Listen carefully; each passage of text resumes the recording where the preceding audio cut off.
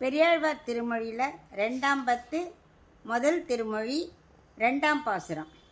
மலை புரை தோள் மன்னவரும் மாரதரும் மற்றும் பலர் குலைய நூற்று வரும் பட்டழிய பார்த்தன் சிலை வளையத்தின் தேர்மேல் முன் நின்ற செங்கண் அலவலை வந்து அப்பூச்சி காட்டுகின்றான், அம்மனே அப்பூச்சி காட்டுகின்றான். இப்போ இதுக்குள்ள அர்த்தம் பார்க்கலாம்.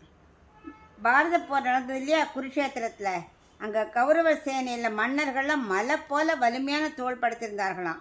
மேலும் பெரிய மகாரதர்கள்லாம் நிறைய பேர் இருந்தார்களாம். ஆனாலும் கண்ணன் பாண்டவர் பக்கம் இருக்கா இல்லையா, அப்படி அர்ஜுனனோட தேரை ஓட்டின்னு வந்தா இல்லையா கண்ணன், அவன் வரதை பார்த்ததுமே எல்லா மன்னரோட அப்படியே நிலகுலைஞ்சு போயிட்டாளாம், பயந்து போயிட்டாளாம். அந்த கௌரவர்கள் இருக்காளே அவள் மனசு அப்படியே உளுத்து போயிட்டுதான், மரம் பட்டு போன மாதிரி அவளோட வலிமையெல்லாம் போயிடுத்து. அர்ஜுனனோட வில்லால் அழிந்தது அதுக்கப்புறம், முதல்லையே வலிமையெல்லாம் போயிடுத்து, அப்புறம் அர்ஜுனன் வில்லால் அவர்கள் அழிந்து போனார்கள் அப்படிங்கிறார். மூணாவதாக என்னென்னா, பார்த்தன் வில்லை வளைத்து சண்டை போடும்போது கண்ணனோட கடாட்சம் தான் காரணமாக ஜெயிக்கிறதுக்கு. என்னன்னாக்க பீஷ்மரோட அக்னியால் விட்டாலே ஆக்னேயாஸ்திரம், அந்த அக்னியால் விடும் அஸ்திரங்களை எல்லாம் எதுவாக இருந்தாலும் சரி கண்ணன் தான் தாங்கினாரே தவிர அர்ஜுனன் மேலே ஒன்று கூட விழாமல் பார்த்துட்டார். அதனால தான் அர்ஜுனன் ஜெயிக்க முடிஞ்சது. கண்ணன் தேர் ஓட்டியிருந்தாலும் அந்த தேர் என்ன ஆச்சான், கடைசி வரைக்கும் வலிமையோடு இருந்துதான். எதற்காக தேர் ஓட்டினார் கண்ணன்?